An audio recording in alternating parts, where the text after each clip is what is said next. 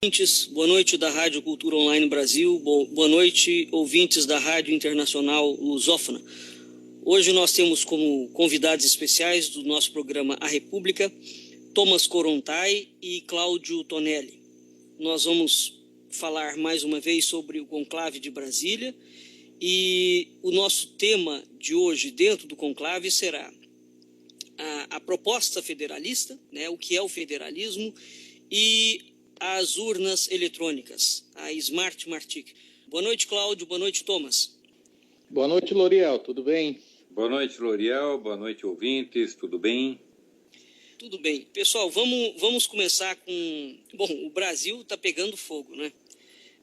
A situação política brasileira está dramática. Agora, uma coisa que eu quero trazer aqui a discussão para vocês são dois aspectos que são noticiados de forma distinta, mas o meu entendimento faz uma interconexão.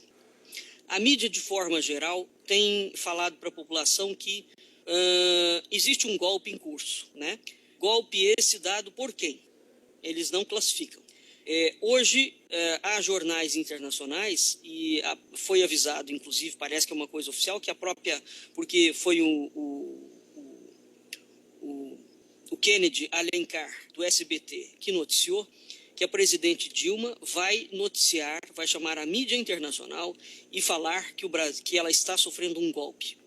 Muito bem. Esse é um ponto. Um outro ponto a mídia fala claramente que o problema do Brasil é meramente político, né? E isso confunde muito a população. Anexado a isso, essa semana passada eu vi no programa Diálogos da Globo News uma entrevista do José Serra que foi absolutamente estarrecedora. Ele é um homem educado, um homem calmo, aparentemente, mas trocando em miúdos, a entrevista pode ser acessada, qualquer um pode entrar no canal da Globo News e deve ter uma reprise lá, alguma coisa, né? Mas então, o que o José Serra falou? O José Serra falou, assim, várias coisas altamente preocupantes.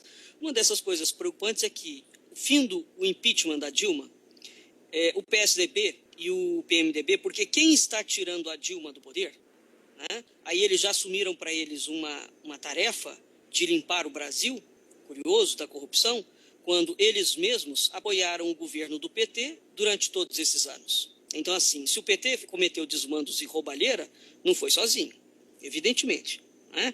Porque todos esses partidos, notadamente o PSDB e o PMDB, que era da base aliada, nós temos que lembrar que o Aécio Neves vivia de abraços e beijos com o Lula. É preciso lembrar isso. Né?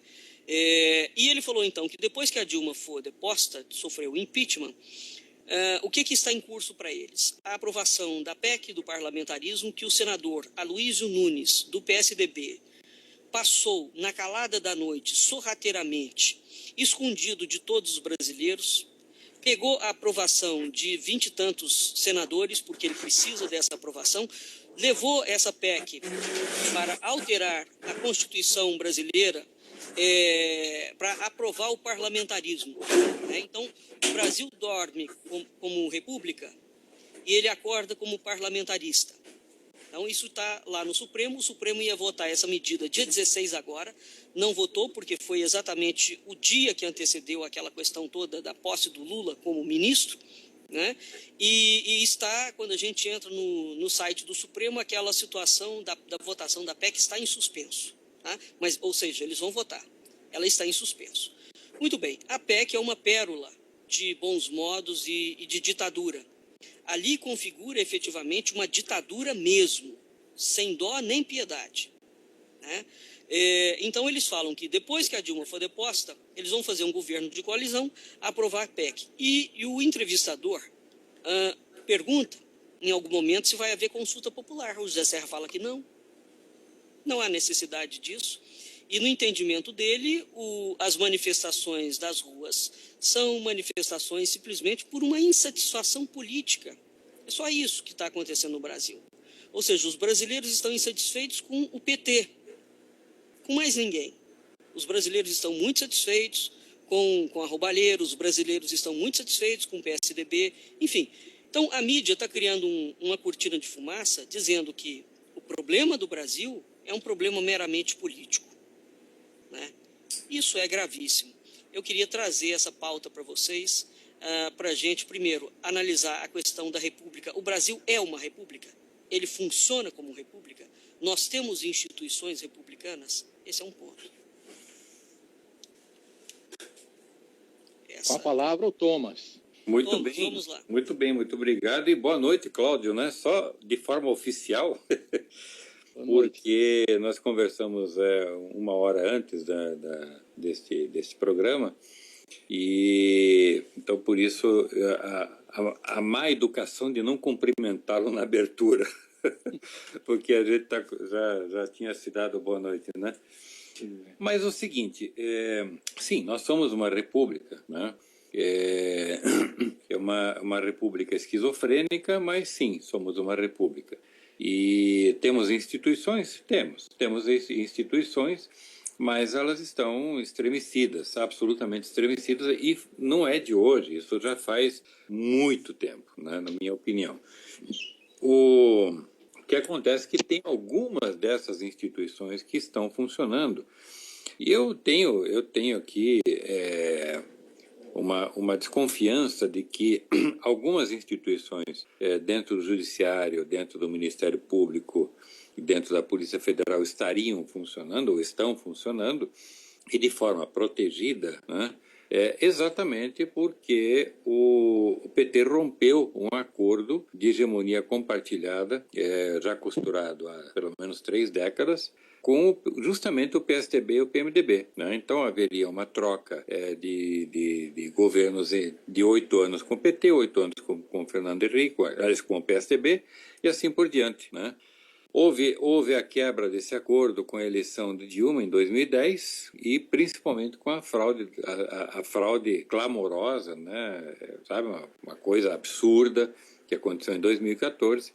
E por esta razão o PMDB decidiu defenestrar o PT desse acordo tripartite, né?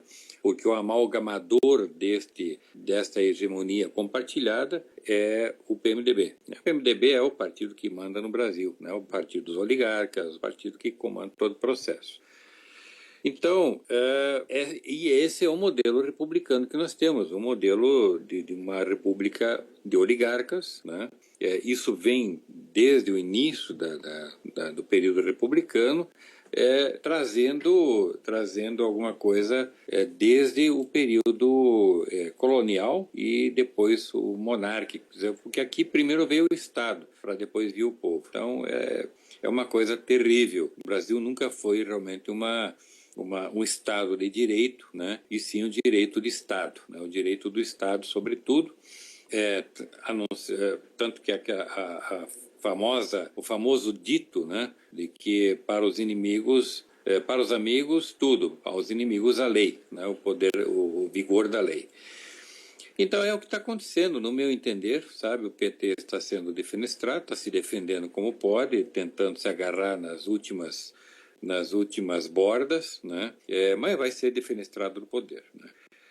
Eu não li a PEC do parlamentarismo, até porque achei que realmente não iria adiante essa bobagem toda que eles estão propondo. E me assusta bastante, L'Oréal, você trazer à tona, principalmente com a entrevista do Serra, de que isso, na verdade, é uma verdade, né, que pode realmente ser implantado, principalmente sem uma consulta popular ou sem um referendo popular, o que é pior, né?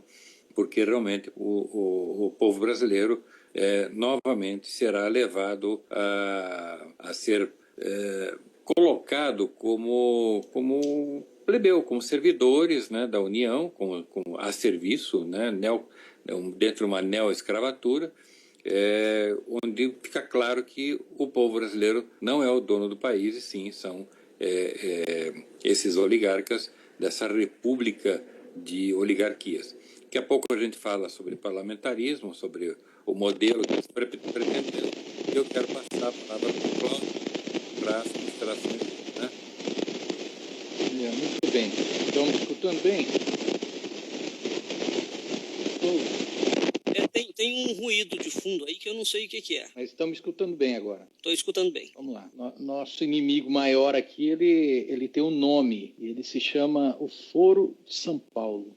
E a gente sabe quem são os partidos aliados do Foro de São Paulo e qual o objetivo deles. O objetivo deles ele é muito maior do que a população imagina. E o que a gente percebe é que o povo não entende a dimensão da natureza do problema, que por trás disso tudo tem um projeto muito maior. O PT tem um projeto dele de estacionar no poder, mas por trás disso tem alguém mandando o PT fazer uma coisa e aí entra um conflito. Então, na hora que entra esse conflito, entra um conflito também internamente dentro do que reza o Foro de São Paulo, que é uma cartilha muito maior. Ela é uma cartilha que não rege só o Brasil, ela rege outros países da América Latina, e vem dominando todo mundo, inclusive a África também já tem países com adesão aí que a ideia deles é transformar tudo isso aqui num grande bloco comunista, com apoio da Rússia, com apoio da China, né? É só a gente ir lembrando as situações aqui, a lei de desarmamento, por exemplo, desarmar o povo para não ter uma arma em casa, para poder se defender.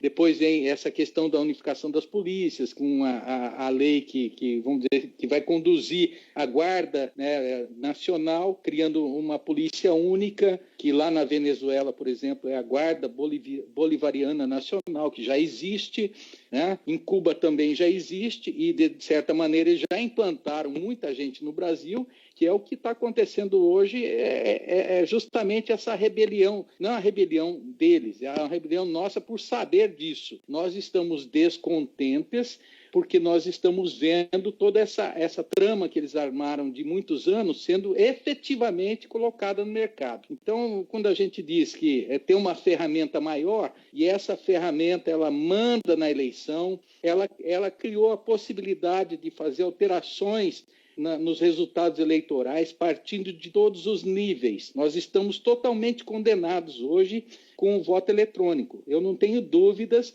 que eu vou bater a minha vida inteira para poder acabar com isso. Eu não tenho dúvida disso, porque é dele que foram gerados todos esses efeitos aí que a gente está sentindo hoje na pele. Essa questão, por exemplo, de criar uma lei, um decreto-lei que, por exemplo, cria essas associações ou esse domínio de CUT e CGT e todos esses sindicatos, por exemplo, mandando nas cidades, ela é feito do Foro de São Paulo. São várias situações, né? Domínio de propriedade, e aí entra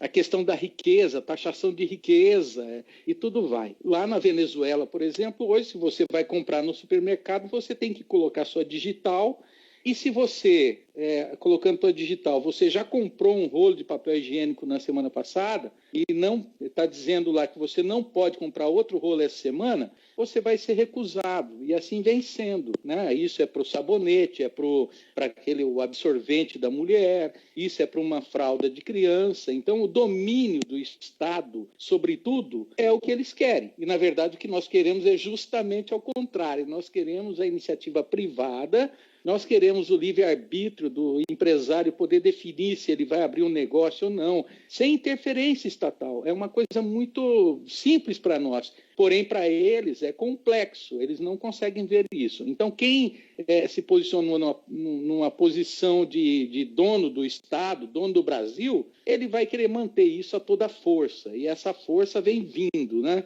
Porque a gente já sabe que existem tropas da Rússia, existem tropas da China, existem tropas da Bolívia, existem tropas do próprio Venezuela, que vão se concentrar porque o Brasil é o financiador da causa. O Brasil, esse programa Mais Médicos, por exemplo, ele financia R$1 bilhão para o Fidel Castro, todo mês ali, limpinho, para ele gastar como ele quiser, né? Só que quando entra o conflito aqui, cria toda uma situação internacional. E isso provocou e está provocando, vai ser complicado para a gente tirar esse pessoal, porque a República nossa já não existe há muito tempo. E eu posso dizer categoricamente que desde a Constituição de 88 ela já foi desmoralizada, porque a Dilma vem administrando administrando por pedaladas, eles vêm fazendo todo um rombo no caixa brasileiro aqui para poder concentrar recursos para financiar a causa. Tá? Então, quando a gente vê, por exemplo, essa questão que você colocou do Serra,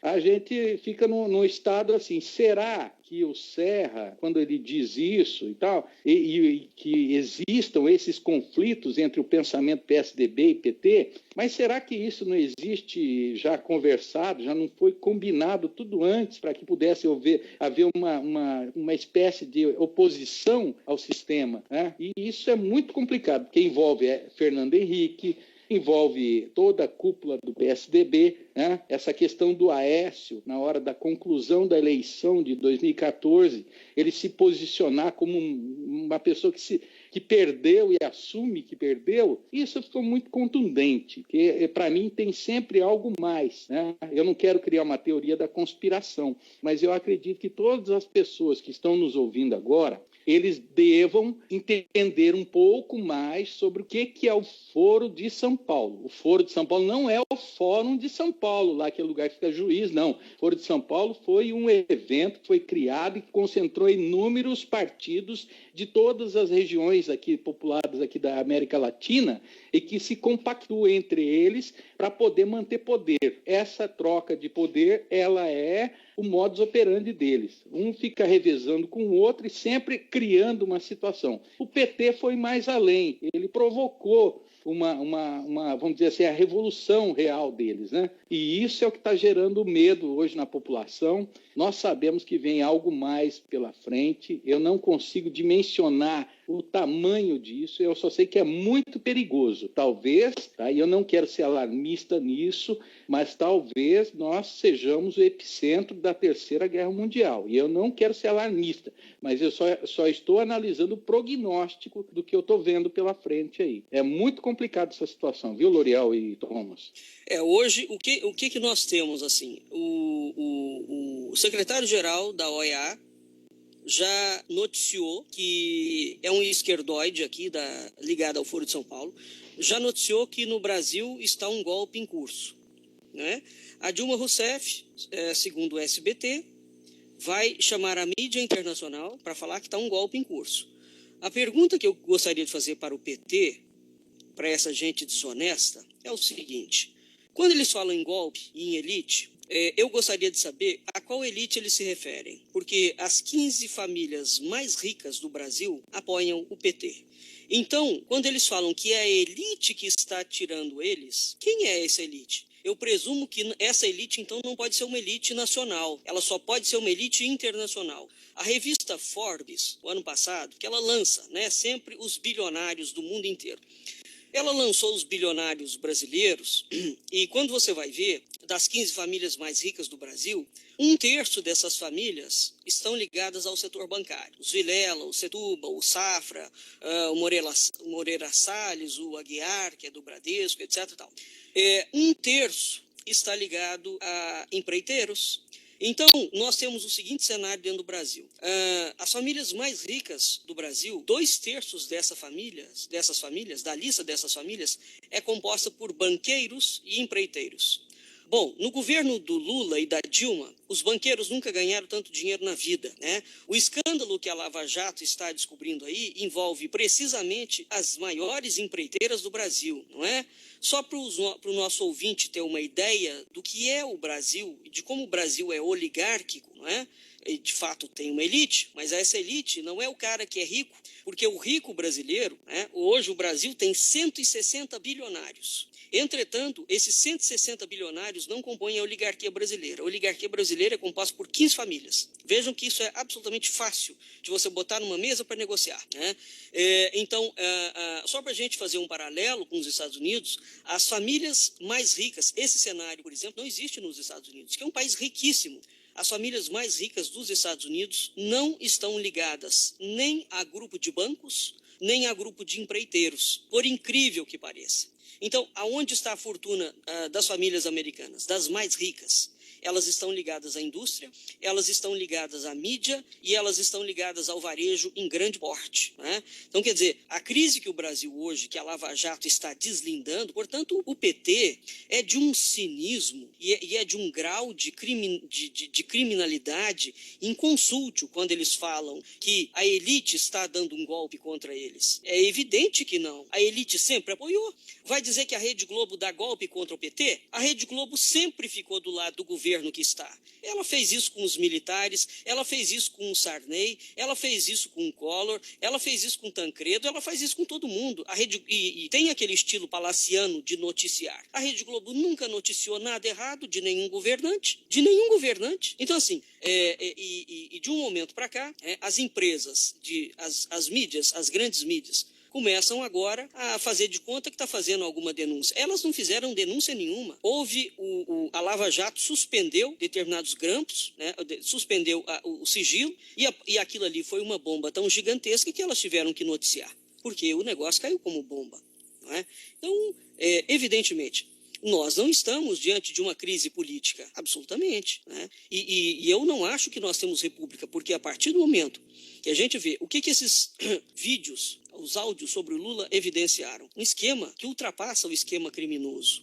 Porque em todos os vídeos, ele falando com a Dilma Rousseff, ele chamando o ministro da Fazenda e mandando o ministro da Fazenda mandar a Receita Federal analisar direito as contas do Instituto Lula, que ele não admite. Mas o que é isso? Onde é que nós estamos?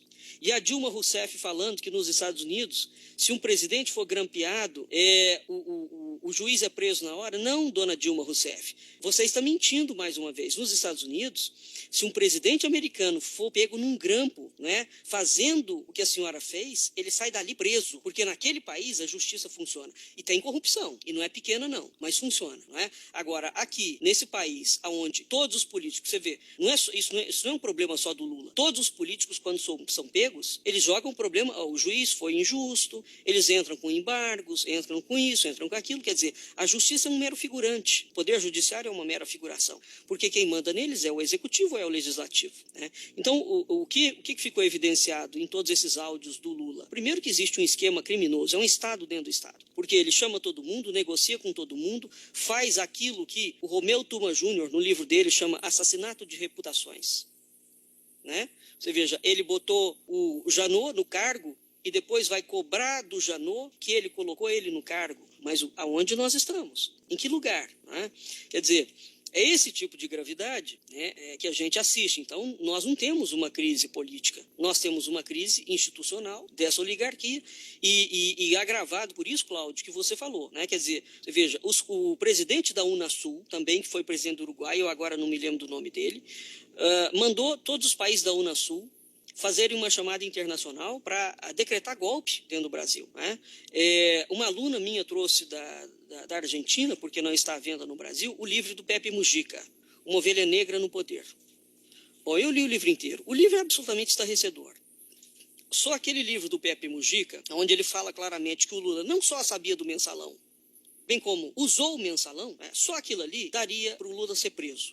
Esse livro do Pepe Mujica é tão criminoso, que basta pegar aquilo ali, né? Se esse país de fato tivesse um sistema judiciário robusto funcionando, aquilo dá prisão para todo mundo. E este livro, eu não sei se vocês leram, mas ele evidencia claramente todo o projeto do Foro de São Paulo. Como é que as articulações foram feitas? É de tal forma criminoso que é colocado, que o próprio Pepe Mujica fala que antes dele, Mujica, ser eleito presidente do Uruguai, o Lula falou para ele que daria todo o suporte estrutural possível e imaginável para ele ser eleito. Como é que um país de uma república interfere na eleição de um outro país? Isso é normal. O Lula tem vídeos dele falando que foram eles que criaram e botaram o Hugo Chávez lá. O Pepe Mujica vai mais longe. Ele fala que a Dilma é uma criação do Lula e que ele, Pepe Mujica, sabia que a Dilma seria eleita, que ela seria a presidente da República muitos anos antes que o próprio Brasil soubesse, e que ela seria eleita 2 vezes. vezes. Ora, realmente, isso é para citar um pequeno detalhe, hein, né? Quer dizer, é essa questão do Foro de São Paulo, né? Para os nossos ouvintes entenderem, o Foro de São Paulo é uma organização transnacional criada pelo senhor Fidel Castro e pelo senhor Lula da Silva em 1990 em São Paulo, para implantar um projeto comunista de poder. Qual é o papel que cabe ao Brasil? Financiar toda a implantação do projeto comunista em toda a América Latina. Portanto, o Brasil seria o último país a tornar-se comunista. Depois que todos os outros países tiveram tornado-se comunistas, o Brasil seria o país, porque o Brasil ficaria injetando, e foi precisamente esse o projeto. A gente hoje, então, o mega esquema de corrupção que foi montado, né? Com essas 15 famílias, as 15 elites brasileiras, né, as oligarquias brasileiras, financiaram precisamente o projeto de poder. É isso. Vocês querem complementar alguma coisa? Então, assim, de fato assustador você ver a OEA, ver aquele jornal alemão. Você viu isso, né, Cláudio? O Der Spiegel. Não vi, L'Oréal, desculpa, eu não vi. Não, o Der Spiegel, então, um jornal alemão, o Der Spiegel, já está falando na Alemanha, né, que todos os brasileiros são golpistas. Mas quem é que está dando golpe no PT? Pois é a nação que está sendo fraudada por esses partidos. De onde que está partindo esse negócio de golpe? Certamente é um jornal comunista, né? Vamos falar a verdade, né? A gente sabe que o golpe, esse é um golpe bolivariano, e que se acontecer, o Brasil simplesmente vai à derroca. E outra coisa, se acontecer, porque a esperança da Bolívia, a esperança da Venezuela e até os cubanos, é que nós brasileiros consigamos comprometer o golpe deles. Porque se aqui cai tudo, realmente aí não temos mais força e infelizmente, ou vai virar uma guerra civil e o povo vai se rebelar e vai para a rua, igual já está acontecendo. Brasília está lotado uma hora dessa e, da minha opinião, o povo tem que ir para a rua mesmo e exigir a deposição imediata, porque é muito crime, lesa pátria acontecendo, improbidade administrativa acontecendo. Dilma publicou no Diário Oficial da Nação uma publicação que ela foi sem assinatura da presidente. Isso é um absurdo. Nós estamos sendo lesados todo minuto, todo segundo. Eles não vão deixar nós quietos. Quando eu digo nós, é o povo brasileiro como um peso, é os 97% que não concordam com esse absurdo. Para mim é um desabafo que eu estou fazendo aqui. Mas eu tenho que fazer porque o povo tem que entender que se ele não partir, se ele ficar em casa, sentado ali na televisão para ver a notícia do Jornal Nacional, para ver a notícia do Fantástico, nada vai acontecer. Infelizmente é isso. Se a gente não tomar providências, nós não mudamos. O Cláudio e amigos, eu tenho uma leitura, eu faço uma leitura um pouquinho diferente, juntando tudo isso e não tirando a razão de ninguém, né? Mas eu penso o seguinte: há uma luta entre os oligarcas do Brasil e o Foro de São Paulo. Porque o Foro de São Paulo claramente quer tomar conta da América Latina, quer implantar o socialismo, o comunismo, essas porcarias aqui, né? Isso é óbvio, eles vêm fazendo isso há muitos e muitos anos e vem fazendo isso, né, usando aquele processo gramscista, né, de implantação de novos termos, novas nomenclaturas, me perdoe, e de maneira que as pessoas vão se tornando realmente desinformadas, cria uma confusão, uma confusão generalizada, não só no Brasil, como fora do Brasil. Fora do Brasil, as pessoas não conseguem entender o Brasil, né? Eu tive várias vezes fora do Brasil, eles não conseguem entender o que se passa no Brasil, o que chegar lá de matéria. Só um minutinho, deixa eu tossir aqui, Cláudio. Eu vou tomar um copo d'água porque tá feio aqui o negócio, viu? Oi, Cláudio. Cláudio? Alô? Cláudio? Estou de volta aqui, desculpe, mas deu um acesso aqui. Eu acho que a tosse ela não tem tradução, ela só tem irritação, né? Então, a minha leitura é de que realmente há um embate entre os oligarcas do Brasil, né, que não querem, porque acontece o seguinte: o que é uma oligarquia? Ele tem uma diferença, no meu entender, do que se chama de establishment. As pessoas não podem se iludir de que vai haver um dia a igualdade econômica entre todas as pessoas do mundo, etc. Isso não vai existir, né? Sempre vão existir famílias no comando, sempre vão existir grandes empresas no comando ou digamos, pautando o mercado, né? Sempre vão existir grandes grupos econômicos, enfim, sempre vai existir isso, porque faz parte, da natureza humana, da natureza como um todo, né? O processo de liderança. E o que acontece no establishment, que é o que ocorre nos Estados Unidos, que lá também tem gente poderosa, que dita regras, que financia políticos, que vai manipulando as leis, os metacapitalistas, né, muito bem definido pelo Olavo de Carvalho. Essas coisas todas, na época que o Olavo definiu, eu chamei de plutocratas socialistas, né? E depois eu ouvi a definição do Olavo como metacapitalista, achei melhor, inclusive, porque independe do viés ideológico. É claro que o viés ideológico facilita muito mais a imbecilização da população e anular, digamos, as forças do mercado via manipulação política, criando regras, criando medidas, etc., que dificultem a entrada de novos players, novos concorrentes, enfim. Bom, e eu já vi você, o L'Oréal, também comentando sobre isso, e é por aí, exatamente dentro desse caminho. O que acontece é que o problema foi combinar com os russos, como diz a piada, né? Tinha que combinar com os oligarcas. O que são os oligarcas? Os oligarcas são as famílias, lideranças, etc., que crescem pisando na população, assim, de uma maneira bem simples. E o establishment, ele cresce jogando água no lago, ou seja, todo mundo cresce, sabe? Então, quem tem um barquinho vai crescer um pouquinho, quem tem um iate, quem tem um transatlântico vai crescer também. Vai aumentar de altura e de tamanho. É uma metáfora só para tentar entender a diferença entre o establishment e a oligarquia. E o grande problema das oligarquias, dentro de uma república como o Brasil, que transformaram o Brasil numa republiqueta, sabe? Esse que é o problema. Então, aqui as leis, elas são feitas para inglês ver. E o inglês não entende o que está acontecendo aqui, o europeu, o americano não entende. Eles não fazem ideia de como funciona o Brasil, de como funciona o jeitinho brasileiro. Tanto é que as grandes multinacionais sempre colocaram não sei se fazem ainda, talvez façam, sempre colocaram os seus candidatos à presidência mundial de suas respectivas empresas com estágio obrigatório no Brasil, que se resistir, se conseguir passar incólume por aqui e aprender o processo, está preparado para dirigir a empresa em qualquer lugar do mundo e comandar a empresa mundialmente. Então, isso aconteceu com a Coca-Cola, com a Ford, aconteceu com a Nissan, enfim, com diversos grandes grupos econômicos.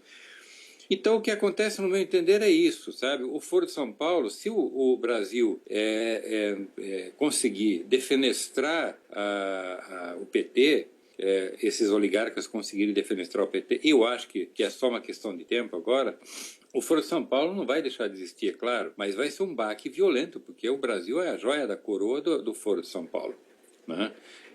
O Chile já não está aceitando mais a Michelle Bachelet, a Argentina já caiu para a direita com Macri, vai ter que ter muita habilidade, porque eles têm também muitas amarras constitucionais, né? A Venezuela é uma questão de tempo só também, está no fim o processo, né? Está no fim o processo.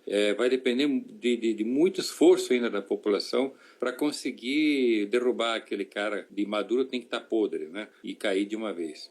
O Equador, que a gente vê que está quieto, né?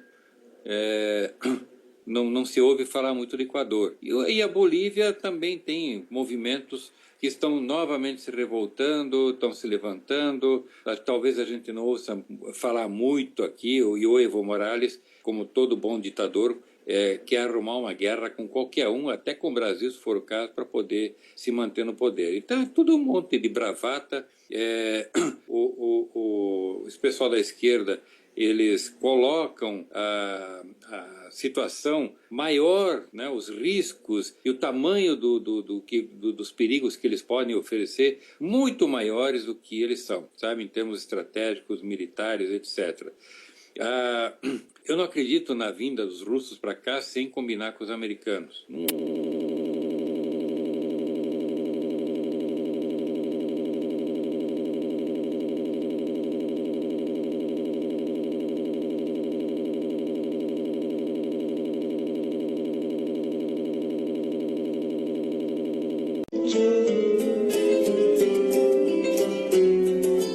Aqui assim, não sei se foi de hacker, o que é que foi, sei que de uma hora para a outra um estouro no emissor e esse programa ele saiu do ar.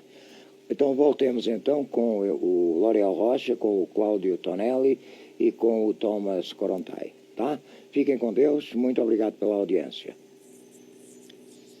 Cláudio, você disse que queria falar alguma coisa? Quero sim, L'Oréal. Nós estamos num estado de guerra. Eu já sinto isso há muitos dias já, que todas as pessoas que eu comunico reclamam de nossa internet. O nosso maior meio hoje de guerra, a nossa arma maior é a internet, são as redes sociais. Nós estamos sendo monitorados, sim. Essa questão, por exemplo, da ABIN, esse problema que está havendo entre a ABIN e a Polícia Federal, eu acredito piamente que nós estamos sofrendo também. Quem bate hoje no governo, nesse modelo de governo, infelizmente um modelo medíocre, pobre, falido, que não tem mais existência, e insistem, sabe, em permanecer na cadeira, infelizmente, mas nós estamos sofrendo por isso, porque nós perdemos nossa liberdade, eles cortam a transmissão, a nossa transmissão é toda feita via internet e eles sabem como fazer isso. Infelizmente, eu tenho convicção que nós estamos sendo monitorados hoje. É um desabafo meu. Infelizmente, o Brasil virou isso, virou uma pocilga. E em breve, a Red Cable, que é aquele cabo que vem extensivo da Rússia, da China, e que vai atravessando toda a costa da África, ele vai ser ligado, porque ele já chegou no Brasil, inclusive já tem muita propaganda na internet, aqui a gente já vê muita coisa de Angola Cable, que é o cabo que está vindo de Angola, que vai ligar através ali de Fortaleza, vai ligar a nossa internet, que pode ser desligada da internet do resto do mundo, que eu digo, que é da internet americana, é da internet da Europa, pode ser desligada a qualquer momento. Nós estamos numa ditadura premeditada, uma ditadura que já vem de muitos anos, que vem sendo construída e que nós estamos sendo capados, diria o termo, da nossa liberdade. Bom, o Thomas ainda está fora do ar. Ele entrou e saiu. Cláudio, bom, então vamos. Eu quero, enquanto a gente não consegue restabelecer a ligação, eu quero trazer para você um problema aqui. Eu vi um problema não, uma situação que é absolutamente grave. Eu vi num blog chamado Cincinnati Brasil, um artigo escrito pelo J.C. Berka. O título do artigo chama O Juiz e o Ministro. Então, esse Berka fala que, há pouco tempo, o ministro que assumiu agora, ministro da Justiça que assumiu agora, o Eugênio Aragão, que na época estava ligado ao TSE, chegou procurando o Berka, né? Há uns 10 meses antes das eleições, ele fala o seguinte, há uns 10 meses antes das eleições, ele foi procurado por um aspone, este é o termo que ele usa, de Aragão com a seguinte demanda: o subprocurador tem 2 questionamentos e gostaria de ter sua ajuda. 1. As urnas eleitorais podem ser fraudadas? 2. Como fazer para evitar? E aí ele falou que, como não é expert na área, recomendou uma pessoa das relações dele, doutor em Direito e Tecnologia da Informação. Muito bem, então foi feito contato, essa pessoa esteve com o Eugênio Aragão nas dependências do TSE e no encontro o interlocutor do Aragão fez uma dissertação sobre o tema, que é a fraude nas urnas eletrônicas. Então ele propôs uma medida preventiva, sem ônus, sem licitação e extremamente simples e confiável. Muito bem, e falou que sim, as urnas podem ser fraudadas. O Aragão disse que entraria em contato e depois nunca mais entrou em contato. E ficou claro, então, que o governo sabe, e havia uma má intenção nisso aí, e já se presumia a blindagem do governo em relação ao resultado das eleições. E ele termina perguntando se isso não constitui uma prevaricação, né? A partir do momento que o TSE sabe que as urnas eletrônicas podem ser fraudadas e permite, né? Então, essa é uma questão seríssima. Você é um estudioso nesse caso, né? Já está comprovado efetivamente, então, que as urnas, que as eleições de 2014 foram fraudadas, certo? Uhum. Com certeza, não tenho dúvida disso. Uhum. Thomas, você já está por aí? Estou por aqui. Pois é, o seu assunto foi cortado no meio. Não tem problema, não. Vocês estavam falando de urnas eletrônicas. Deixa eu fazer um adendo, né? Eu estou com uma ação popular aqui na Justiça Federal do Paraná, uma ação que propõe a nulidade dos contratos feitos entre a Smartmatic, Ingetec e Fixed com o TSE. Quais são as razões? Fraudes. Uma série de fraudes. Para fraudar a licitação, eles fraudaram documentos. Fraudaram documentos fiscais, documentos contábeis, documentos trabalhistas. Tem falsidade ideológica também nisso tudo. Enfim, uma série de fraudes cometidas por todas as empresas cujos documentos estão dentro dos autos, uma petição com 85 páginas, estarrecedora. Ela foi feita por um advogado de Goiânia e foi decidido lá em Washington, no conclave de Washington, a gente fazer esse tsunami. Ele foi lá expor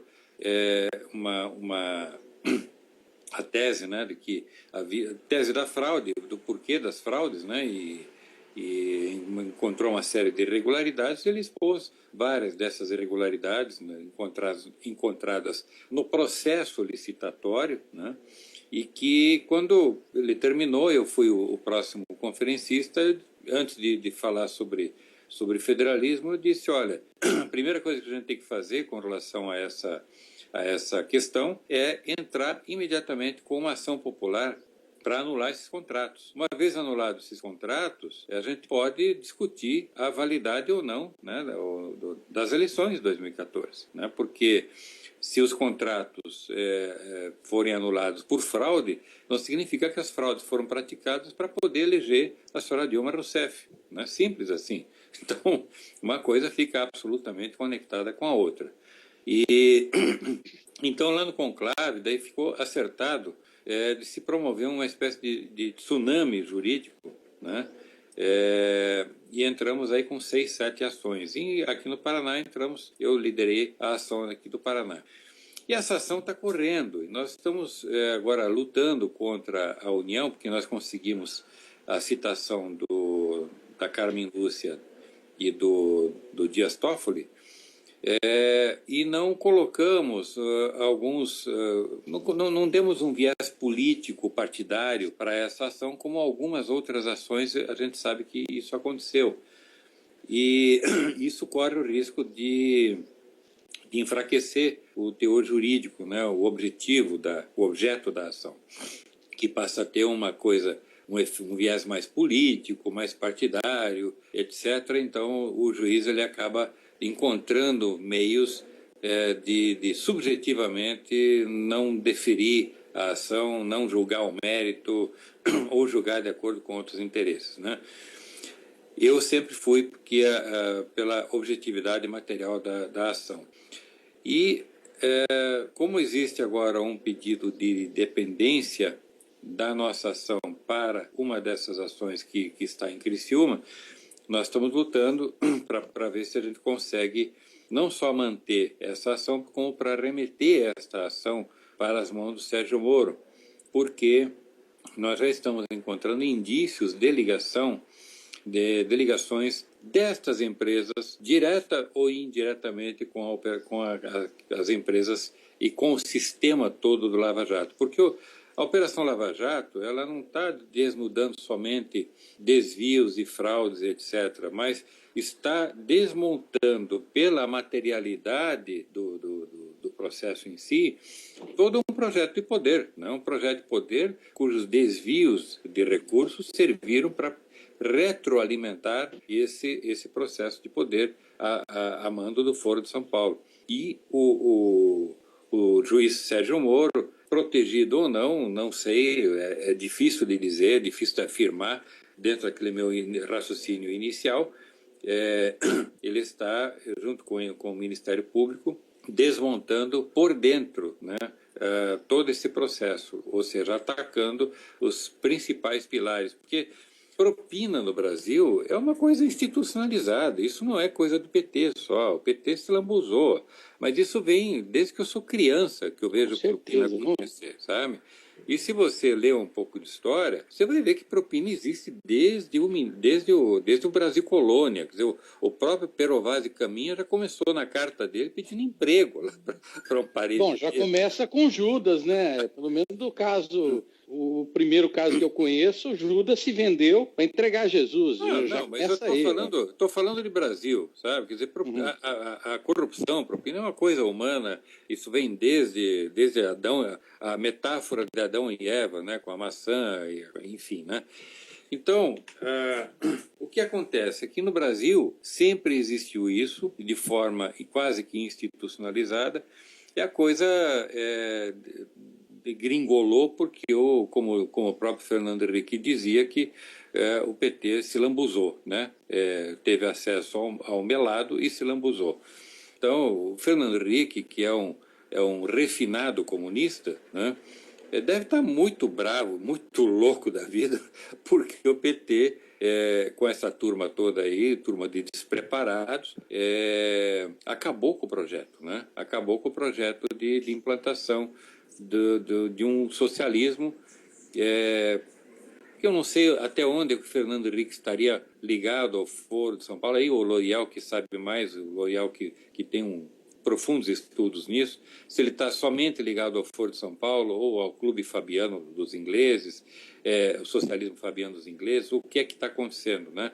Mas uma coisa é certa, neste momento, o que nós temos que fazer é defenestrar o PT e essa turma do poder. Depois, a gente vai ter que se preocupar com PSDB, PMDB, parlamentarismo, todas essas porcarias, sabe, que eles vão querer fazer para poder se manter no poder dentro de uma nova roupagem, que nada mais é do que eles estão pretendendo, sabe? Então, o que a gente pode sempre se lembrar, e que muita gente conhece de outras formas, é que só pode ser substituído, só pode ser destruído aquilo que puder ser substituído. Então a gente não vai conseguir destruir esse poder oligárquico, toda essa situação, se a gente não destruir a estrutura. E a estrutura só se destrói substituindo por outra. E é aí que entra o federalismo, mas eu vou deixar para depois, quando chegar o momento, para a gente falar sobre isso. Voltando rapidamente à questão das urnas eletrônicas, tem mais uma coisa que eu estou preparando aqui também, que é uma denúncia crime contra... Está me ouvindo aí, todo mundo? Sim. Oi. É uma denúncia crime especificamente às empresas. Eu não vou nem abordar a questão da nulidade dos contratos da Smartmatic com o TSE, mas sim com as fraudes cometidas, ou seja, estou denunciando as fraudes destas empresas no Ministério Público Federal e na Polícia Federal. Ou seja, é crime. Se uma empresa faz uma fraude contábil, independente de qual seja o objetivo, ela cometeu a fraude. Então, a fraude, ela é crime, ela tem que ser punida, né? Tem que ser identificada e punida. Identificado está pelos documentos que constam no processo, que está na própria Justiça Federal, cujos documentos estão no próprio Tribunal Superior Eleitoral, né? Todos os facsímiles estão presentes no processo, então está muito fácil, a questão é só de dar objetividade material direcionada para a questão crime, falsidade ideológica, fraude contábil, fraude fiscal, etc. Então, vou tentar atacar, isso não foi feito no Brasil até onde eu sei, vou tentar atacar essas empresas desta maneira. Por quê? Porque a Smartmatic já anunciou que não vai fiscalizar a eleição, não vai tocar a eleição esse ano. Não vai tocar sob o nome Smartmatic, mas vai tocar de outras formas, né? Vai tocar com a Diebold. Exatamente. Já está contratada. Então é Diebold, Smartmatic, daqui a pouco aparece outra marca, e assim eles vão proliferando o problema. Exatamente. A questão tua, Thomas, complementando o teu lado, porque o teu lado é mais jurídico e o nosso é mais técnico, né? Porque o que a gente estuda é aonde, como aconteceram as situações, como a fraude procedeu, sabe? E nisso eu posso te garantir uma coisa, que nós já temos estudos avançados, a fraude não é nova, ela é antiga. Desde a primeira eleição com urna eletrônica, ela já vem sendo manipulada. Nós já temos N casos em várias cidades. Eu tenho um estudo específico em uma cidade que o pessoal está me passando muito conteúdo desse material, e que é o mesmo caso que aconteceu em São Paulo, por exemplo, que onde as urnas foram recheadas, elas começaram a brotar votos, e isso é muito importante nesse processo todo. Como é que a urna brota um voto? Ora, o que a gente sabe... Oi, alô? Oi, Cláudio, eu estou te ouvindo. Eu também. Então eu estou achando que está caindo porque a nossa internet é muito ruim. Né? Mas tudo bem, eu vou continuando porque é o seguinte, tem muitas evidências, tem um estudo do Dr. Hugo Huskel, que é um especialista, ele é PhD em sistemas de governo, Dr. Hugo Huskel, e inclusive, L'Oréal, já fica o recado para você, e a hora que você puder conversar com o Dr. Hugo, é um prazer, é uma pessoa de extrema capacidade, uma pessoa que tem um conhecimento ímpar, e que, infelizmente, agora ele está num momento de ocupação muito grande e não consegue estar presente conosco, mas seria a pessoa ideal para falar sobre o assunto. Mas nossas eleições de 2014 chega a ser vergonhoso o que eles fizeram para poder chegar a um número, para chegar sabe, porque os 27 minutos que o TSE ficou parado, que ninguém tinha uma resposta de nada, foram os 27 minutos que Dilma passou a reinar. Infelizmente, o Brasil foi pego, e eu tenho certeza de uma coisa, Dilma nunca ganhou essa eleição, nunca. É um posicionamento meu, se o TSE quiser me questionar.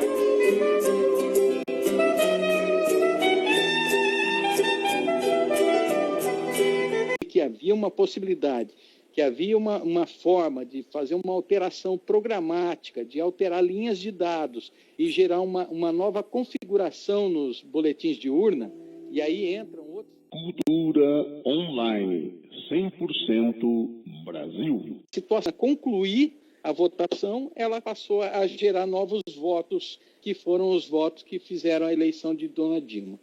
Porque enquanto antes do TSE determinar que ele não pararia, né, que ele estava funcionando plenamente, era uma coisa. Quando o TSE para e volta quase meia hora depois, o resultado alterou.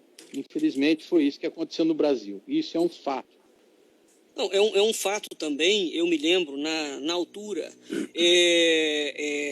a quantidade de pessoas que denunciaram no Facebook, né, que foram votar e já tinham votado por elas, a quantidade de pessoas que denunciaram que apertava o botão e não aparecia o nome do candidato, quer dizer, só isso, e no Brasil inteiro, só isso já seria motivo suficiente para a eleição ser anulada. Com certeza, não tenho dúvida disso. Agora, aí o governo, quer dizer, e depois os políticos e o Supremo e o Exército Brasileiro vêm falar que o Brasil está funcionando normalmente.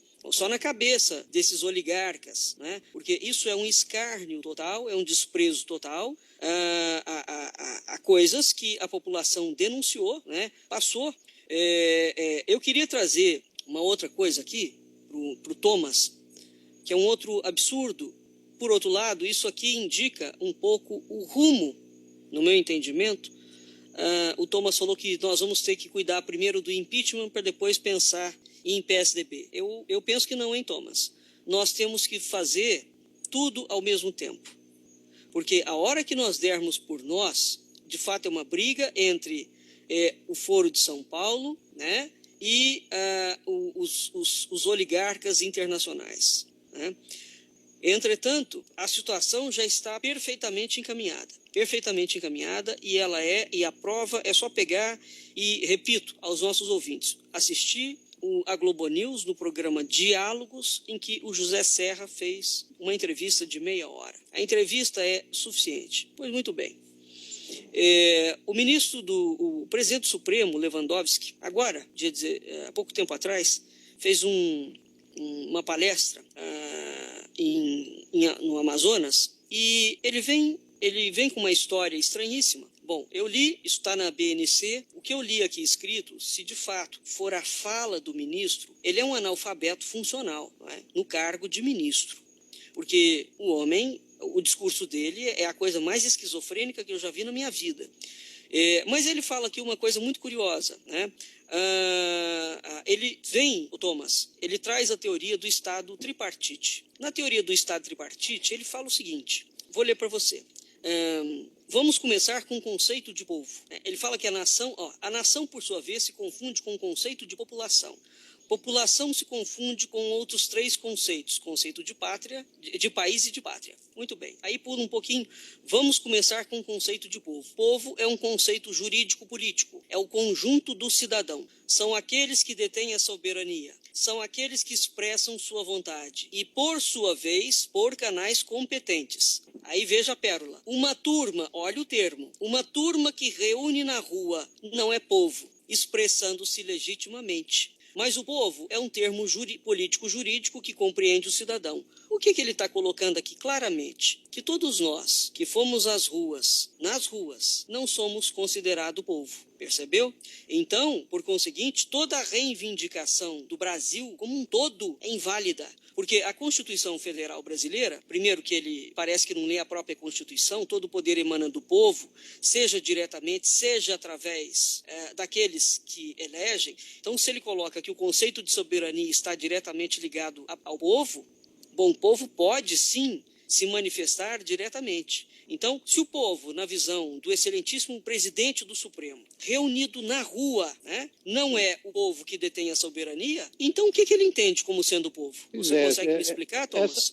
Viu, só um detalhe, Loriel, que essa semana eu vi uma frase muito legal aí a respeito disso daí, que diz que a gente foi com o coração aberto para a rua, ninguém pagou um tostão pra gente, sabe? A gente gosta do Brasil, o Brasil é nosso e nós temos que lutar por isso mesmo. Enquanto eles esqueceram a questão da corrupção, eles foram por causa de um partido, por causa de uma causa. Então, a gente é muito superior a eles em relação à nossa capacidade de gostar do Brasil. A gente está num nível muito acima, sabe? Porque eles gostam de uma causa, eles gostam de uma revolução do proletário, sabe? Eles criaram uma ideologia que é uma ideologia falida no mundo hoje. A gente sabe o que é a Ucrânia, o que a Polônia, a Ucrânia passaram, o que o Egito passou, cara. Todo mundo para a rua. No Egito foi um exemplo. A Ucrânia jogou os políticos no lotão de lixo. E nós estamos aqui. Infelizmente, nós estamos aqui. Ainda o povo, a massa, e eu espero que o teu programa, que é um programa de muita audiência, inclusive mundial, que as pessoas entendam o nível de complexidade do que nós estamos passando nesse momento. Nós estamos num momento muito difícil, mas a despertação, o renascimento, a vontade e, sabe, o querer de mudar isso é nosso.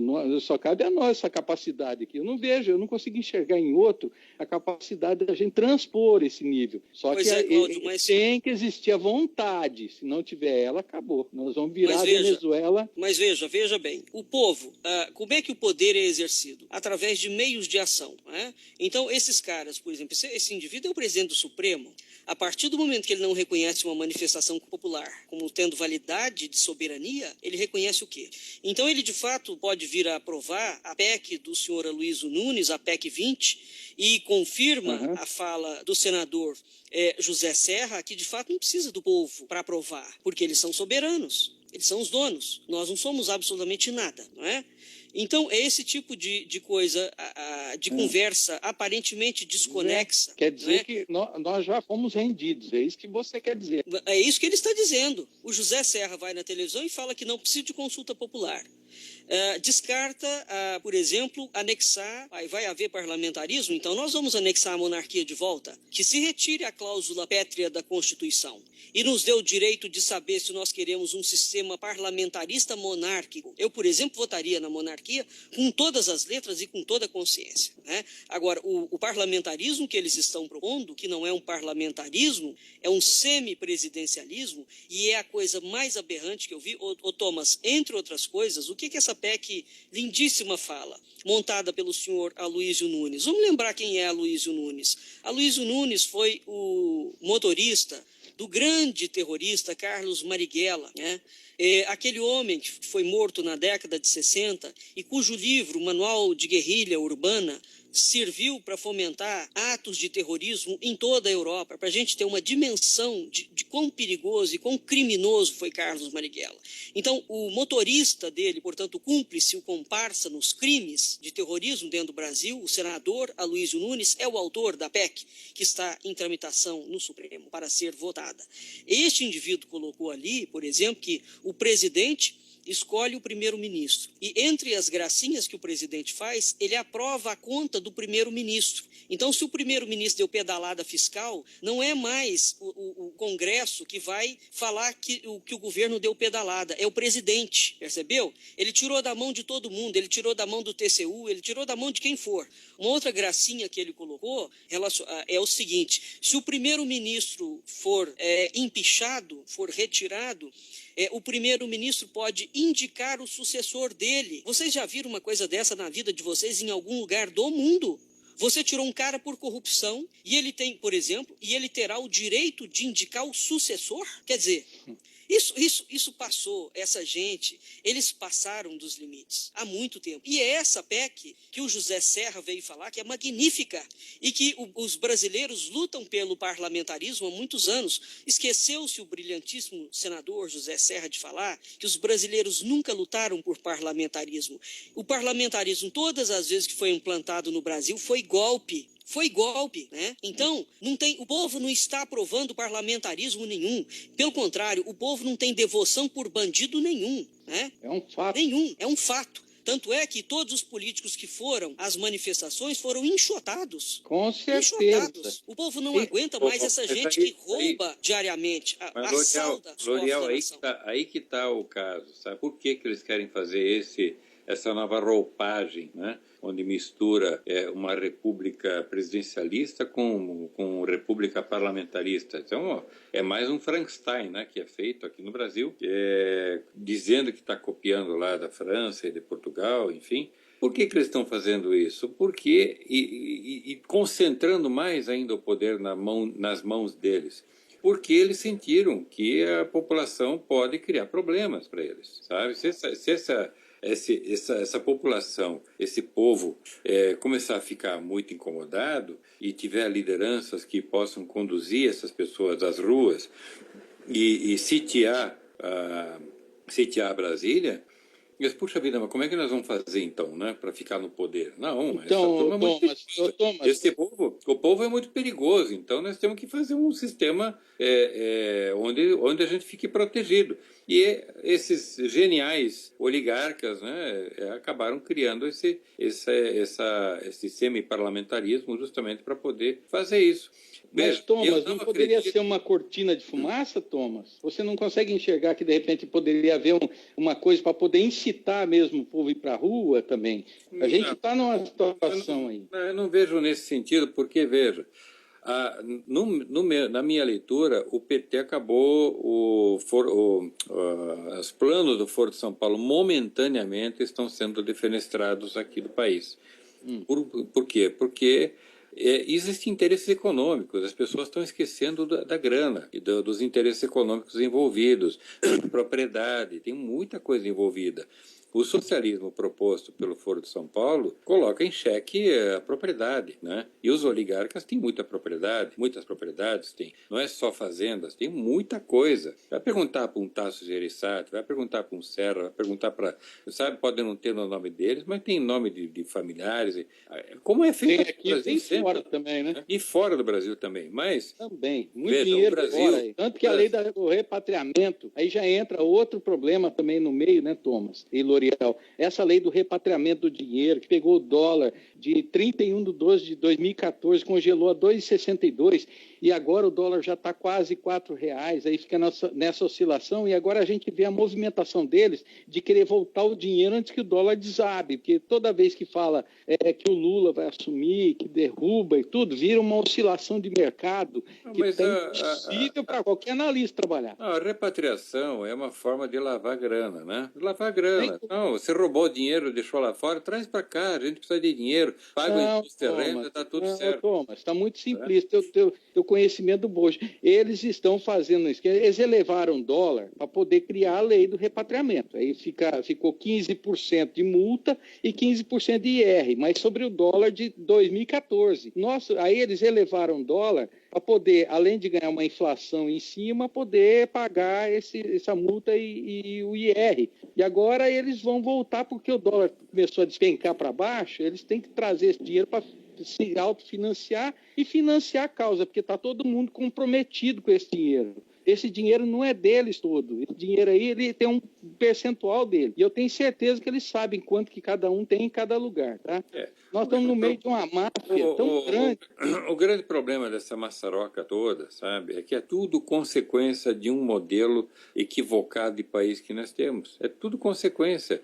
E aí o Loriel falou uma coisa muito certa, realmente, me corrigindo, que nós não devemos, nós devemos fazer tudo de uma vez só, né?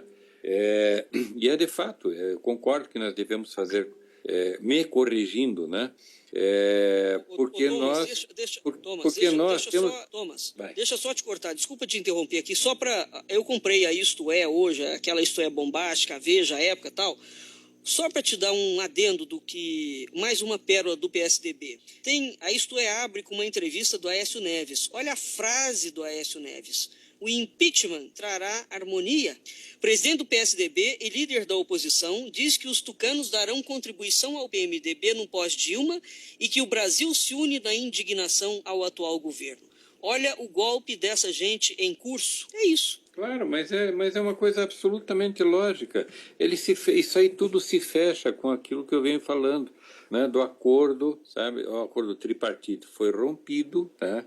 O PT está sendo defenestrado e o PSDB e o PMDB chamou o PSDB. Bom, agora é nós, né? Somos nós que vamos ter que fazer isso, ter que botar esses melequentos para fora, porque eles não souberam fazer o jogo. Bota para fora e acabou, até porque eles quiseram implantar realmente o tal do Foro de São Paulo aqui. Isso aqui não coaduna com a gente. Nós temos propriedade, nós temos muitos interesses e nós temos um povo trabalhador que precisa ser controlado para poder ser mantido na neoescravatura. Ponto. É isso. E manter o poder com eles. Fim de papo. E as urnas eletrônicas para ajudar nesse processo, né?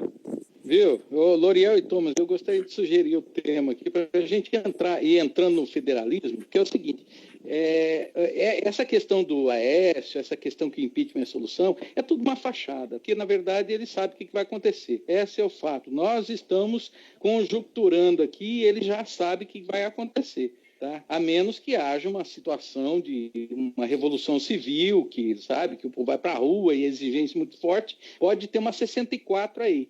Mas a questão que eu quero colocar é o seguinte: o Aécio, ele tem as minas de minério dele, e o minério nosso, ele é um minério que ninguém conseguiu colocar a mão para saber de quem que é realmente isso daí. O Brasil, para mim, está sendo lesado faz tempo. E entre eles, tem um racha disso tudo aí. Quem que vai assumir a Companhia Siderúrgica Nacional, a Vale e etc e tal, sabe? Tem todo um conluio deles, a Petrobras, o loteamento, cargos e a venda descarada que está acontecendo agora, que venderam para a China e venderam a questão do gás, aí foi vendida a unidade de gás da Petrobras para a China, 40%, se não me engano, e eles estão comprando outros, compraram hidrelétricas no Brasil aqui, qual é o objetivo da China, comprar uma hidrelétrica no Brasil, se não tem como passar energia para a China? Poxa, então é o seguinte, além disso, compraram terras. Esse pessoal não é barato, eles estão fazendo o seguinte, estão quebrando o Brasil para vender baratinho e já tem quem vai comprar. Nós estamos sendo loteados aos poucos, e isso eu acredito que não nasceu hoje também, nasceu na outra campanha do Fernando Henrique também, quando começou o sistema de privatização. Eu, para mim, nunca teria uma empresa do Estado. Sempre seria uma empresa particular, uma empresa do povo, que poderia, se eu for comprar ações aqui e pagar a energia dele, sabendo que a energia dele, ou a água, ela está sendo consumida, mas ele é sócio daquilo, se há má administração, ele gerencia. Isso, para mim, é ser administrado pelo Estado, mas na minha cidade, e não no governo federal, igual eles estão fazendo. Tá? Então, criaram uma empresa, Getúlio criou a Petrobras e a Dilma vendeu a Petrobras. É isso que está acontecendo. E não está acontecendo só com ela, a Eletrobras e todos os outros casos. O Brasil simplesmente está sendo vendido e o interesse deles é manter o que eles têm de recursos materiais, se puder ampliar melhor. Né? Quem são os donos das minas de diamante lá de Minas Gerais? Alguém já foi atrás, né? A gente já andou dando uma pesquisada e o negócio é bem complicado, mas eu não vou anunciar, não. Eu prefiro deixar nas mãos dos teus ouvintes aí, L'Oréal, e que o pessoal comece a pesquisar mais sobre o que realmente é o Brasil por dentro, as coisas que acontecem aqui, que essas são fundamentais. O nosso nióbio está sendo mandado a $10 o quilo e vendido a 2.000 lá fora, né? Por que será? Nós temos 97% da reserva mundial de nióbio e está sendo vendido de graça. E olha que todo avião que está saindo agora já é com nióbio, armas e etc. e tal. Tem muita coisa com nióbio já, inclusive celular. Agora, o ponto fundamental é isso, assim, para a gente dar uma perspectiva para os nossos ouvintes. A proposta, o federalismo é um sistema de poder, né? E ele é um sistema de poder e de tomada de decisão compartilhado entre 2 ou mais governos. Por exemplo, para citar um exemplo, os Estados Unidos é uma república federalista. O presidente dos Estados Unidos é o chefe de Estado, mas ele não é o chefe de governo. No Brasil, o presidente brasileiro é o chefe de Estado e é o chefe de governo. Então, nos Estados Unidos, por exemplo, se o Obama passar uma lei, quem é o chefe de governo dos Estados Unidos? Todos os governadores, todos. Então, quando o Obama passa uma lei que os chefes de governo não aprovam, essa lei não entra em vigor, por exemplo. Né? Então, o federalismo é uma coisa muito boa porque ele promove a responsabilidade de cada governo local, né? Ao mesmo tempo, a população participa, né? E tem uma responsabilidade cívica. Existe uma elaboração das administrações das leis locais. Então, efetivamente, se a gente conseguisse construir um parlamentarismo, uma república parlamentarista federalista, por exemplo, alguma coisa do gênero, né, seria efetivamente o melhor dos mundos. E, claro, com toda certeza, com o aspecto do recall. Porque, assim, se o poder emana do povo, o povo colocou o político lá, o povo tem o direito de tirar, sem passar por todas essas tramitações, né? Então, efetivamente, o federalismo é um sistema muito interessante. Portanto, quando esses políticos falam que o Brasil vive uma crise política, não, o Brasil não vive uma crise política. Nós não precisamos de tirar um presidente corrupto e botar outro presidente corrupto. Né? Nós precisamos de mudar o sistema inteiro. Tem que mudar o executivo, o legislativo e o judiciário. É isso que tem que ser feito. Perfeito, é isso mesmo. E é o que a gente está propondo com o movimento federalista, né? Que é o que a gente define numa frase, a refundação do Brasil, né? Nós temos uma Constituição cujos 2/3 não valem absolutamente nada porque não foram regulamentados.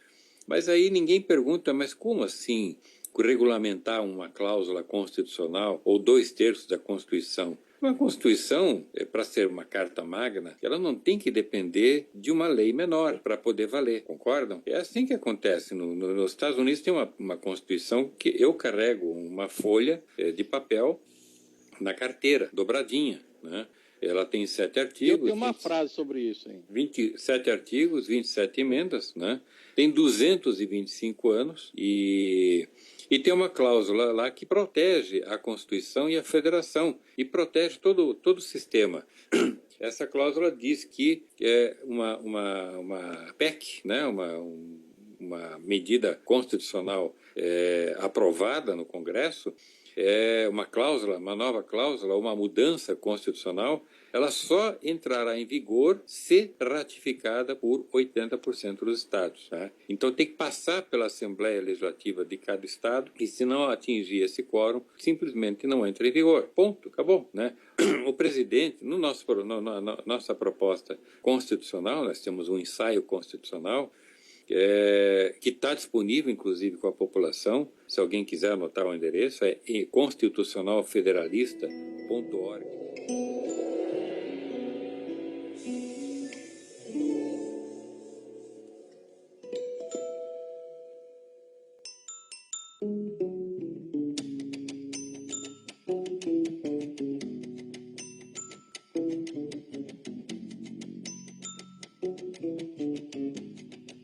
Uma frase que diz o seguinte, que a maior Oi, agora cortou tudo, agora travou. nação do mundo tem a menor Constituição do mundo. Isso é muito importante o povo entender. É verdade, exatamente. A Constituição americana é muito interessante, realmente, porque as relações intergovernamentais, né? Você vê, toda vez que vai haver uma eleição, o processo eleitoral de escolha de presidente é extremamente complexo, né? Sim. O cara tem que ser validado em todos os estados, né? Na verdade, o processo de eleição, ele começa dentro dos partidos, né? Todo mundo acha que só tem 2 partidos nos Estados Unidos. É uma mentira. Existem 123 partidos nacionais. Mas existe uma regra também, uma regra de acesso ao Congresso e à Casa dos Representantes, que exige, nos Estados Unidos, na América, exige que um partido tenha organização em pelo menos 50% dos 50 estados, ou seja, 25 estados. Então, se o partido não tiver organizado, e provavelmente devem ser critérios bastante rigorosos, se o partido não estiver devidamente organizado em 50% dos estados, ele não tem direito a ter cadeira no Congresso. Mas ele tem direito, sim, de escolher seu governador, de escolher seu deputado estadual nos estados onde ele tiver maior poder de influência. Então, por conta disso, apenas 2 partidos, por enquanto, seguem no Congresso americano. Isso resolveria também aqui no Brasil, seria facilmente resolvido. Nós temos 35 partidos hoje no Congresso brasileiro, e aqui nós poderíamos ter uma cláusula de desempenho eleitoral, um pouco diferente da americana, né? Copiando mais o modelo alemão, de que seria, eu defendo 10%, porque nós temos um colégio eleitoral muito maior que o alemão. O alemão é em torno de 70 milhões, são 82 milhões de habitantes, então está mais ou menos entre 65 e 70 milhões de votantes, né? População mais velha, coisa e tal. Aqui no Brasil, nós temos mais ou menos 150 milhões de eleitores para uma população de 203, 204 milhões de habitantes. E eu defendo que, se um partido não tiver pelo menos 15 milhões de eleitores em nível nacional, ele não tem o que fazer lá no Congresso, para não ser negociada, né? Então, dessa maneira, nós teríamos aí 3, no máximo 4 partidos no Congresso. Thomas, só um detalhe. Pronto. Está cortando tudo aqui. É o Cláudio. O Cláudio, né? Oi, voltei. Oi, Cláudio. Voltou. Oi. Ô, Thomas, só em relação ao que você disse, isso me preocupa muito, sabe? Porque a gente sabe que lá no Reino Unido tem 168 sindicatos hoje legalizados. Na Argentina tem 91 e o Brasil tem 15 mil sindicatos legalizados. Esse para mim, é um baita problemão que nós temos pela frente. Como é que nós vamos conquistar uma democracia? Quando eu digo a democracia, não é a democracia do PT, não, porque dela é para arregaçar com o que vier. É uma democracia plena, é uma democracia que serve para o povo, é que o povo possa decidir realmente, que a nossa urna eletrônica ela seja fiel, que você tenha certeza que aquele voto seu vai ser computado corretamente, que não vai ter fraude. Essa plenitude, para mim, eu entendo como uma plenitude, porque, né, mas só que eu não consigo ver essa plenitude com a gente administrando 15 mil sindicatos no Brasil. O que nós vamos fazer com esse povo? Com a CUT, com a CGT, com a UNE? Olha, isso aí é um perigo nosso eminente. Desmontar isso aí tudo não é uma coisa muito fácil, não. Agora, veja, nós estamos propondo uma substituição constitucional referendada pelo povo. O povo são 150 milhões de eleitores, né? E são 203, 204 milhões de pessoas. Até 2018, provavelmente chegaremos a 210 milhões, 208 milhões, alguma coisa assim. Ora, se nós formos competentes na difusão da mensagem federalista, que é uma mensagem absolutamente lógica, absolutamente racional e compreensível, porque ela é facilmente vendida para as pessoas, vendida no bom sentido, quando o cidadão local, por menos letrado que ele seja, eu já fiz esse teste, eu estou há 25 anos nesse movimento federalista, né? Eu fiz muitos testes assim. E as pessoas mais simples, elas compreendem assim rapidamente qual é a proposta do federalismo. Porque a gente diz, olha, o dinheiro do teu imposto, que você já sabe que paga bastante imposto, graças a Deus todo mundo sabe hoje, vai lá para Brasília. Onde é que você prefere que fique? Em Brasília ou fique na tua cidade? Só, doutor, claro que fica na cidade. Quer dizer, qualquer Zé Mané, assim, tentando definir a pessoa iletrada, ele sabe, ele não é burro, ele não é imbecil a tal ponto, ele tem inteligência, sabe perfeitamente o que interessa ao seu umbigo. As pessoas, elas agem de acordo com um sistema binário definido por Epicuro, né? Sei lá, 2, 3 mil anos atrás, né? Epicuro dizia que o homem atua de acordo com a fuga da dor e a busca do prazer, né, da satisfação. Então, quando você define... Por que o PT ganhou? Porque ele só vendeu satisfação. Ele não disse como é que vai realizar. O PT ganhou porque ele fraudou a urna. A gente tem que deixar claro isso. Ele fez um esforço populista. Cláudio, ele fraudou as urnas, tá? Claro, desde 96 as coisas vêm acontecendo. Mas veja, o discurso esquerdista, gramscista, etc., ele vem vendendo muito mais benefício do que, sem dizer como é que vai realizar esse benefício.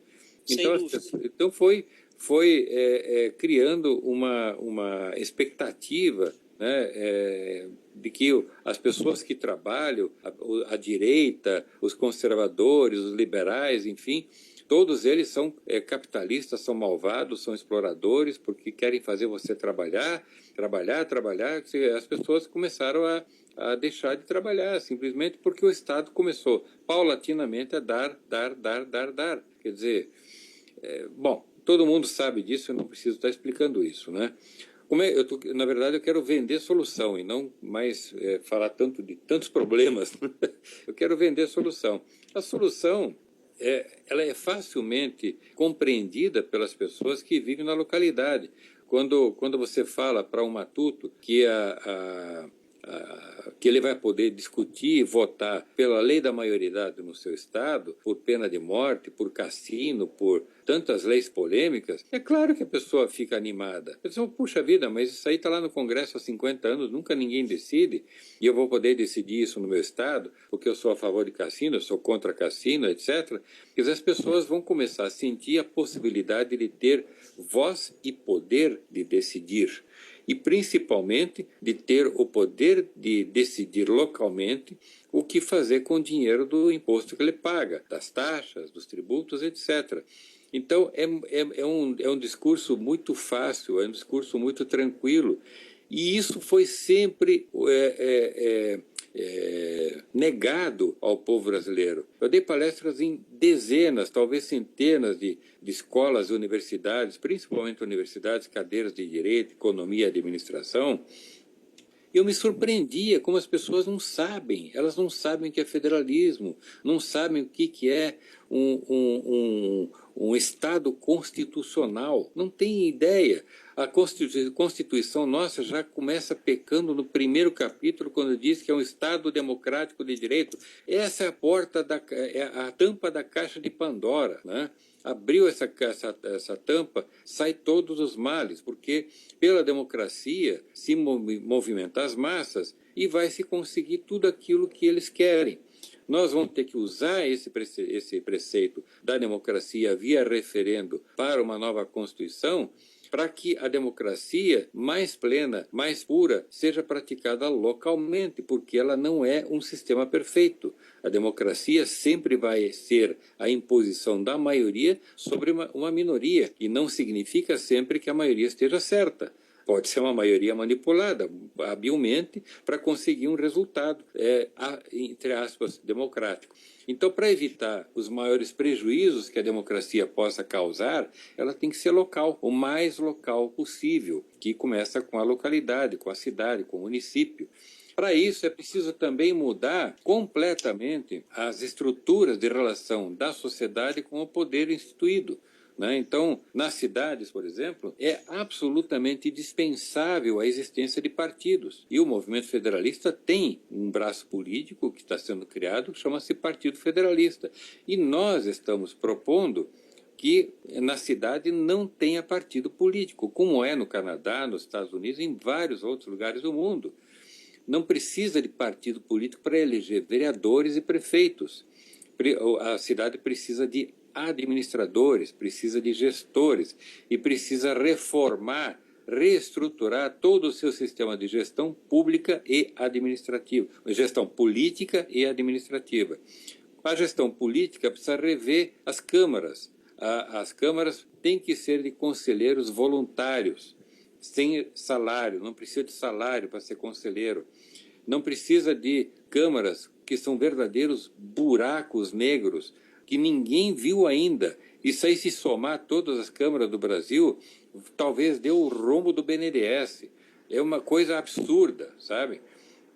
De dinheiro que vai embora todo ano, tá? Nós estamos chegando ao fim, precisamos de fazer as nossas considerações aqui. 2 minutos para cada um. 2 minutos para você, 2 minutos para o Cláudio. Eu me perdi no tempo aqui, não sabia que nós estávamos chegando às 10 horas, até por conta das interrupções lamentáveis que a gente teve, por conta da polícia cibernética que nos rodeia, né? Exato. É verdade, verdade. Muito bem, Thomas. O Cláudio tem toda a razão, né?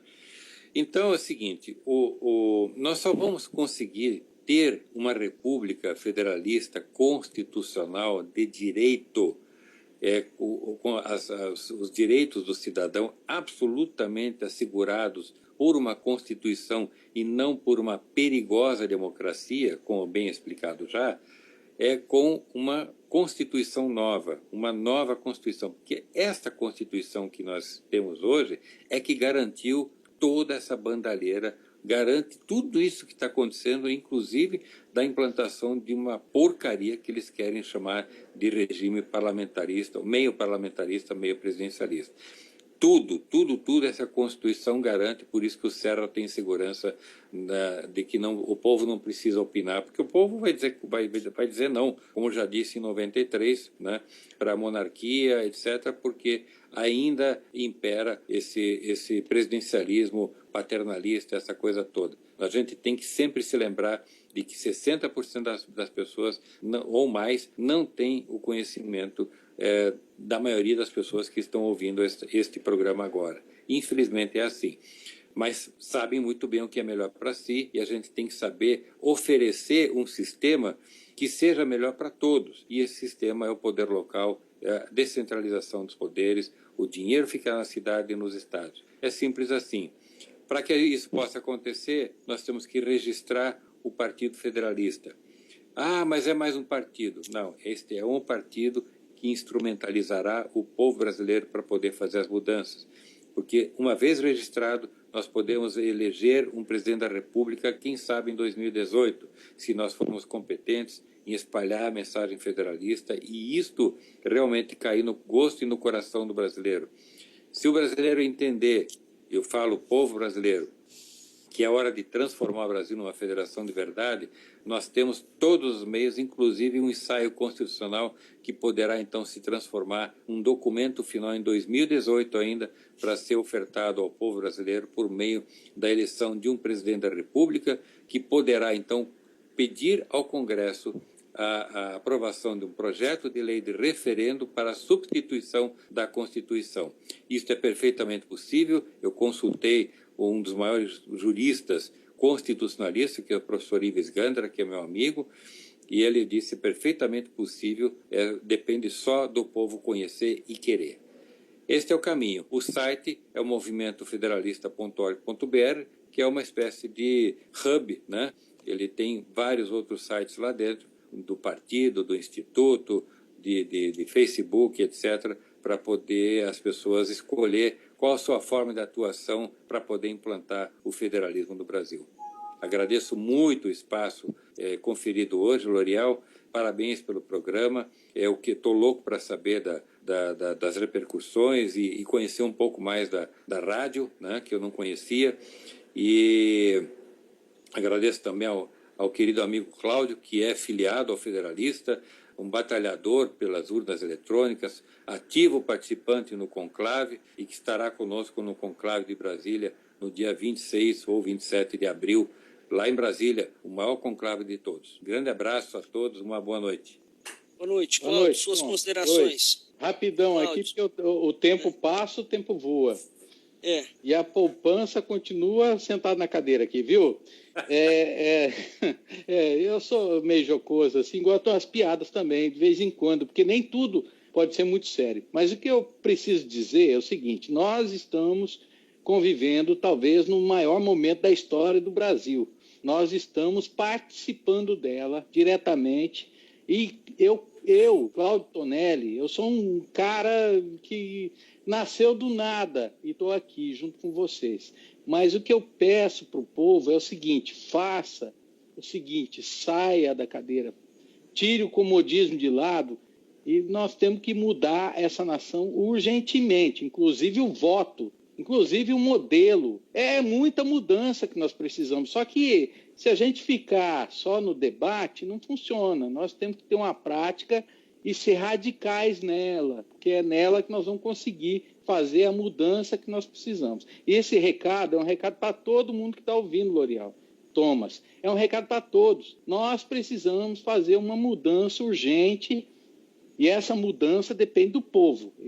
Por mim, eu sou da rua. E não arredo o pé dela enquanto não mudar isso, enquanto a gente não descaracterizar essa farsa toda que estão vendendo nas nossas custas. Cláudio, nós estamos pagando caro por isso. Cláudio, só para complementar a tua fala, e o Brasil nunca teve uma oportunidade tão grande quanto esta de fazer essas mudanças, porque é da grande crise que vem as grandes transformações.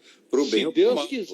Pro bem ou pro mal. Então vamos aproveitar para fazer o bem. Nós estamos com Deus. Nosso Deus é muito maior que eles, cara, porque eles não são humanos. Eles são perversos demais para ser da nossa categoria. E nós vamos derrubar essa turma toda. É o meu recado, viu, L'Oréal? Muito obrigado, Thomas, L'Oréal, Felipe, todos os ouvintes. Nós estamos juntos. Ok. Muito obrigado, Thomas Korontai e Cláudio Tonelli, pelo programa de hoje. Nós vamos ficando por aqui. Agradecemos imensamente a audiência de todo mundo. Boa semana para todos vocês e até o próximo A República.